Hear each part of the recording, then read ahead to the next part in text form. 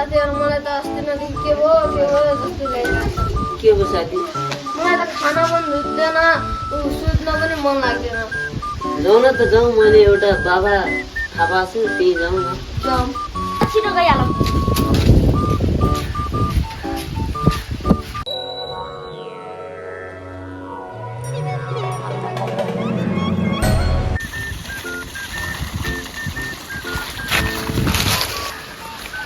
हामी बाबाकोमा आयौँ है।